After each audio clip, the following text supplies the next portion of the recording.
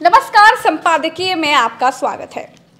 23 तारीख के बाद महाराष्ट्र के नतीजे आने के बाद से अभी तक महाराष्ट्र में मुख्यमंत्री का चेहरा कौन होगा यह अभी तक साफ नहीं हो पाया है। दूसरी तरफ एकनाथ शिंदे के इस्तीफे के बाद भी एकनाथ शिंदे अभी तक बीजेपी के लिए मुसीबत बने हुए हैं। तीसरी तरफ अजीत पवार है और चौथी तरफ बीजेपी को संघ को लेकर के चलना है, तो ये भी एक बड़ी मुसीबत मोदी और शाह के ऊपर है। इस पर बात करने के लिए आज हमारे संपादकीय में हमारे साथ चंद्रकांत जी हैं। चंद्रकांत जी, पहले तो बताइए कैसे हैं आप? बढ़िया, बिल्कुल एकदम बढ़िया। क्या देख रहे हैं इस वक्त आप? मुझे लग रहा है कि बहुत बड़ी खबर आ गई है। महाराष्ट्र में जो भगमच्छर मची चुनाव से पहले से, वो अभी तक खत्म होने का नाम ले नहीं रही है। देखिए, नतीजे भले ही पक्ष में आ गए हैं भारतीय जनता पार्टी के या महायुति के, लेकिन अब लगता है लड़ाई ज़्यादा बड़ी हो गई है। लड़ाई इसलिए बड़ी हो गई क्योंकि अभी तक लड़ाई थी कि सत्ता में वापसी कैसे करें, और अब जो पूरा विवाद है वो इस बात पर आ गया है कि who is the chief minister, मुख्यमंत्री कौन बनेगा। क्योंकि आप देखिए कि 25 नवंबर को कार्यकाल खत्म हो गया महाराष्ट्र में। जो सरकार मौजूदा थी, एकनाथ शिंदे गए, उन्होंने इस्तीफा सौंप दिया। उनके साथ देवेंद्र फडणवीस भी थे, अजीत पवार भी थे। अब सवाल ये है प्रज्ञा जी कि मुख्यमंत्री कौन बनेगा और फॉर्मूला क्या होगा। सबसे इंपॉर्टेंट है फॉर्मूला। एक सीएम, 2 डिप्टी सीएम आपने तब बनाए जब अजीत पवार आपके साथ विधायक तोड़कर लाते हैं। तो फॉर्मूला तो बिल्कुल क्लियर है। ये बहुत शुरुआत से कहा जा रहा था कि बीजेपी हमेशा से चाहती है कि देवेंद्र फडणवीस ही महाराष्ट्र के मुख्यमंत्री बने, और ये बात चुनाव के दौरान, नतीजों के बाद भी कई नेताओं ने बीजेपी के कही। तो अब क्या तिकड़म फंस रहा है? तिकड़म ये है, मैं आपको बताऊं, संकेत ये मिल रहे थे कि फडणवीस सीएम बनेंगे, पोस्टर लगाए गए कि देवा भाऊ ही मुख्यमंत्री बनेंगे, फडणवीस बनेंगे। लेकिन अगर मुख्यमंत्री देवेंद्र फडणवीस को बनना था तो 23 तारीख को नतीजे आते हैं, 24 तारीख बीत जाती है, 25 तारीख बीत जाती है, 26 तारीख बीत जाती है। क्या बीजेपी इतने दिन में मुख्यमंत्री नहीं तय कर पाई? और अब जो आप कह रही हैं कि क्या खबरें मैं देख रहा था, अब खबरें ये आ रही हैं प्रज्ञा जी कि 2 पर्यवेक्षक दिल्ली से भेजे जाएंगे, वो विधायकों से बात करेंगे, रायशुमारी करेंगे और उसके बाद मुख्यमंत्री तय होगा। तो अगर रायशुमारी होगी, इसका मतलब है कि फडणवीस के साथ साथ कुछ और नाम भी हो सकते हैं जिन पर रायशुमारी की जाए। अब 134 के 134 विधायक, या आप ये कह लीजिए कि जो बहुमत का आंकड़ा मिला है, वो सब विधायक फडणवीस के नाम पर सहमत होंगे। इस बात में अगर हम सहमत हो जाएं तो ये हमारे पत्रकारिता के सेंस पर भी सवाल है, क्योंकि सब एक मत नहीं हो सकता। 5 उंगलियां बराबर नहीं होती हैं। तो जब 5 उंगलियां बराबर नहीं है, अब एकनाथ शिंदे ने क्या कहा अभी एक दिन पहले का स्टेटमेंट, वो कहते हैं कि ज़रूरी नहीं है कि जिसके पास ज़्यादा सीटें मुख्यमंत्री उसी का बनेगा। तो ये तो बड़ी बात है, आखिर वो ऐसा कैसे कह सकते हैं। दूसरी बात यह है कि उनके इस्तीफे के बाद अब सवाल ये है कि भाई नया मुख्यमंत्री कौन। झारखंड में नतीजा आया, वहाँ भी अलायंस की सरकार है, लेकिन वहाँ 28 तारीख को शपथ ग्रहण है, वहाँ तमाम नेता पहुँच रहे हैं, लेकिन महाराष्ट्र फंसा हुआ है, मुझे ऐसा लग रहा है। अच्छा, ये महाराष्ट्र जो फंसना चुनाव से पहले से शुरू हुआ, ये फसाउल अभी तक चल ही रहा है, ये अभी तक खत्म होने का नाम नहीं ले रहा है। भरत जी, प्रज्ञा जी, मैं तो यहाँ तक देख रहा हूँ कहीं ऐसा ना हो जाए कि फडणवीस पर्ची निकालने वालों में शामिल हो जाएं और उनके, हाँ, राजस्थान में जैसे वसुंधरा राजे ने पर्ची निकाली थी, उस तरह से फडणवीस के हाथों पर्ची निकलवा दी जाए कि भाई कौन होगा मुख्यमंत्री। क्योंकि देखिए, एक चीज़ बिल्कुल क्लियर है कि दिल्ली में जो गुजरात लॉबी बैठी है, उसको पपेट सीएम चाहिए हर जगह, चाहे वो महाराष्ट्र हो, चाहे वो मध्य प्रदेश हो, चाहे वो आपका राजस्थान हो, चाहे हरियाणा हो, चाहे और भी राज्य हो। तो देवेंद्र फडणवीस पपेट सीएम एक तरीके से जो बात कही जाती है, डमी सीएम हो सकते हैं। हाँ, नितिन गडकरी को हम उस खांचे में फिट नहीं कर सकते, अपने निर्णय हैं, बट देवेंद्र फडणवीस क्यों नहीं? अपने निर्णय हैं, अपनी सोच है, अपनी राजनीति है। देवेंद्र फडणवीस वो व्यक्ति हैं प्रज्ञा जी, जिन्होंने, आप अनौपचारिक तौर पर इसको ले सकती हैं कि आप बताइए कि विनोद तावड़े का गेम किसने लगाया। ये तो बहुत आप अंदर की बात बता रहे हैं भरत जी। विनोद तावड़े मुख्यमंत्री पद की रेस में नंबर 2 पर चलने वाले व्यक्ति थे, और आज भी हैं, मैं मानता हूं कि आज भी हैं। और विनोद तावड़े ने रिजल्ट आते ही इस बात की घोषणा कर दी थी कि मुख्यमंत्री कौन बनेगा ये दिल्ली से तय होगा, दिल्ली वाले जिसे बताएंगे वो मुख्यमंत्री बनेगा।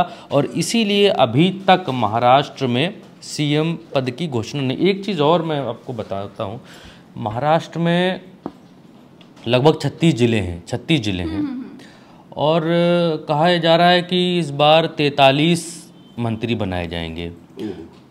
अब उन 43 मंत्रियों के विभाग नहीं बट पा रहे हैं। अब शिंदे मुख्यमंत्री नहीं होंगे तो क्या गृह मंत्री बनाए जाएंगे? मतलब जो देवेंद्र थे वो शिंदे को मिलेगा, जो शिंदे थे वो देवेंद्र को मिलेगा। क्या शिंदे तैयार हैं? क्या शिंदे इस बात के लिए तैयार होंगे? बहुत बड़ा सवाल है। ना ना ना ना ना ना ना ना आज ही शिंदे के समर्थक ये कह रहे हैं कि शिंदे को ही मुख्यमंत्री बने रहना चाहिए। वो बात अलग है कि राजनीति में औपचारिकताएं निभाते हुए राज्यपाल ने कार्यवाहक मुख्यमंत्री अभी बनाए रखा है। अभी चंद्रकांत जी बता रहे थे कि इस्तीफा दे दिया है, वो बात अलग है। लेकिन मसला यहाँ पर ये फंसा हुआ है कि अगर भारतीय जनता पार्टी फडणवीस को मुख्यमंत्री बनाती है तो क्या शिंदे वापस अपनी जगह पर जाने के लिए तैयार हो जाएंगे कि अब जो अब तक फडणवीस थे डिप्टी, वो मैं हो जाऊँगा? ये बहुत बड़ा सवाल है। क्या फडणवीस कोई बड़ा मंत्रालय लेंगे और डिप्टी सीएम की रेस से बाहर होंगे? ये भी इसके लिए भी बहुत सारी चर्चाएं चल रही हैं कि होगा क्या। चर्चाएं तो ये भी चल रही हैं कि शिंदे क्या केंद्र की राजनीति संभाल सकते हैं? क्यों चंद्रकांत जी? नहीं प्रज्ञा जी, एक चीज और कहूँगा, फंसा हुआ है। भारतीय जनता पार्टी ने जीत भले महाराष्ट्र लिया है, लेकिन महाराष्ट्र फिर से फंस गया है वैसे ही जैसे पहले फंसा हुआ था। हालांकि इस बार भारतीय जनता पार्टी की सीटें बहुत अच्छी हैं, अकेले दम पर भारतीय जनता पार्टी सीटें अच्छी लेकर आई है। लेकिन सीटें ले आने के बाद भी आज की तारीख में अगर भारतीय जनता पार्टी चाहे तो शिंदे के साथ मिलकर सरकार बना सकती, बहुमत में आ जाएगी। अगर चाहे तो शिंदे को आउट कर दे और अजीत पवार के साथ सरकार बना ले, ये भी है। अगर भारतीय जनता पार्टी चाहे तो निर्दलियों की कितनी संख्या है, क्या निर्दलियों के साथ बना सकती सरकार बनाने की? दोनों को आउट कर दे और निर्दलियों से कहे कि आओ हम तुम्हारे साथ सरकार बनाएंगे, तो भारतीय जनता पार्टी की स्थिति मजबूत है। लेकिन इस स्थिति को और मजबूत बनाए रखने के लिए, ये कहने के लिए कि देखो हमने नहीं भगाया तुम्हें, हमने तुम्हारा साथ नहीं छोड़ा, तुमने हमारा साथ छोड़ा या तुम साथ छोड़कर गए, तो वो स्थिति ना आने पाए कि हमने आपको भगाया, ये स्थिति ना आने पाए। तो इसलिए शिंदे तो मुख्यमंत्री होंगे नहीं, एक बात मैं बहुत जिम्मेदारी से कहूँगा, ना अजीत पवार मुख्यमंत्री होंगे। दूसरी बात, रेस सिर्फ इस बात में है कि क्या फडणवीस मुख्यमंत्री बन पाएंगे या विनोद तावड़े मुख्यमंत्री बनेंगे या फिर कोई और मुख्यमंत्री बनेगा। और से मुझे एक बात और याद आई, चंद्रकांत जी याद आए मुझे। चंद्रकांत जी, आपकी नामा राशि चंद्रकांत पाटिल, ये एक नाम जो है बहुत चल रहा है। चंद्रकांत ये बड़े नेता है महाराष्ट्र। पहले तो ये बताइएगा लोगों को चंद्रकांत पाटिल है कौन? बीजेपी के प्रदेश अध्यक्ष भी रह चुके हैं और बड़े नेता हैं चंद्रकांत पाटिल। लेकिन जो भरत जी ने जहाँ पे बात छोड़ी ना, वहाँ पे एक बात बड़ी इंपॉर्टेंट है। रामदास अठावले एक बड़ा नाम है महाराष्ट्र में, उन्होंने ये कह दिया कि अगर शिंदे नहीं मानते हैं तो उनको हटाओ, उनके साथ मत जाओ, और वो जिस अंदाज में बोलते हैं, और अजीत पवार को लाओ सरकार बनाओ, और शिंदे नाखुश हैं तो दिल्ली चले जाएं, वहाँ की राजनीति करें। बहुत दिन कर ली महाराष्ट्र में, अब दिल्ली करे जा करके। आप देखिए ना, एक जैसे हम और आप पजल सॉल्व करते हैं ना, ये पजल की तरीके से मामला फंसा हुआ है। मैंने बहुत पहले, शायद चुनाव के परिणाम जिस दिन आए थे उस दिन न्यूज़ रूम में जब बात हो रही थी, मैंने कहा था मैं इस बात को कभी नहीं मानूंगा कि एकनाथ शिंदे डिप्टी सीएम बनेंगे। एकनाथ शिंदे मान ही नहीं सकते डिप्टी सीएम। यही तो सवाल है कि जो विष का घूंट देवेंद्र फडणवीस ने पिया था कि वो डिप्टी सीएम बन गए थे, एकनाथ शिंदे क्या वो विष का घूंट पिएंगे? देखिए, वो ऐसा कोई विष का घूंट नहीं था। वो ये था कि देवेंद्र फडणवीस को कहा गया था कि भाई आप रहिए, अगर आप नहीं रहेंगे तो मनमानी करेंगे। और देवेंद्र फडणवीस ने कौन सा विष का घूंट पिया? गृह मंत्री बन के बैठे थे महाराष्ट्र में, महाराष्ट्र के एक तरीके से महाराष्ट्र को चला रहे थे। और आप देखिए, गृह मंत्री ना होते तो विनोद तावड़े के साथ इस तरीके की चीजें होती।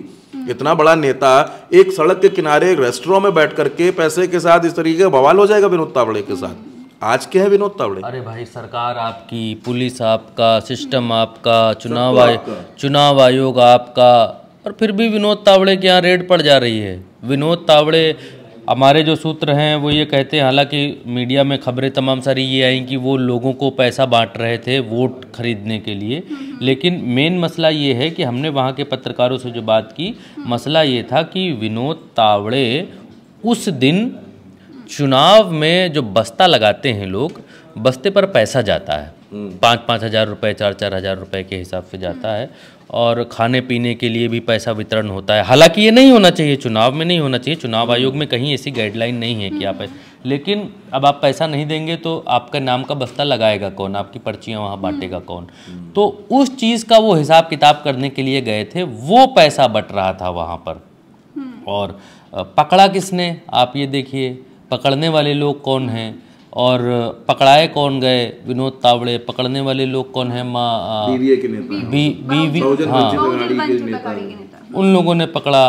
तो किसने दी टिप भाई? बिना टिप के तो कोई नहीं पहुंच सकता भाई। बिना टिप के तो किसी होटल में कोई नहीं घुस जाएगा कि भाई यहाँ पर ये हो रहा है, यहाँ पर विनोद तावड़े बैठे हैं, आओ आओ घुसाओ अंदर आओ। तो ये एक तरीके से विनोद तावड़े का गेम सेट करने की कोशिश की गई कि विनोद तावड़े का नाम खराब हो, विनोद तावड़े को मुख्यमंत्री पद की रेस से आउट किया जाए। बहुत लोगों ने ये भी कहा कि अध्यक्ष पद की रेस में विनोद तावड़े थे, इसलिए जो है गुजरात लॉबी उनका सफाया चाहती थी। तो इसमें मामले दोनों भी हो सकते हैं, दोनों हो सकते हैं, इसमें भी कोई दो राय नहीं है। लेकिन भारतीय जनता पार्टी महाराष्ट्र में प्रज्ञा जी फंसी हुई है और मुख्यमंत्री कौन बनेगा इसको लेकर बहुत ज़्यादा संशय है। और मेरे सूत्र ये कहते हैं कि भारतीय जनता पार्टी देवेंद्र फडणवीस को ना बनाकर कहीं कोई और मुख्यमंत्री ना बना दे। इसमें जैसे राजस्थान और मध्य प्रदेश में हुआ, आप ऐसा कह रहे कहीं वो तो रिपीट ना हो जाए, ऐसा हो सकता है। चलिए चंद्रकांत जी, क्या आपको लगता है, क्योंकि बीजेपी अक्सर, हमने राजस्थान में भी देखा, मध्य प्रदेश में भी देखा, पता नहीं कहाँ से कौन सा चेहरा बीजेपी मुख्यमंत्री का लाकर रख दे, वही सेम बात एक तरीके से डमी मुख्यमंत्री मोदी और शाह लाकर रख दे। तो क्या आपको लगता है कि राजस्थान और मध्य प्रदेश महाराष्ट्र में रिपीट हो सकता है क्या? मुझे नहीं लगता। क्यों?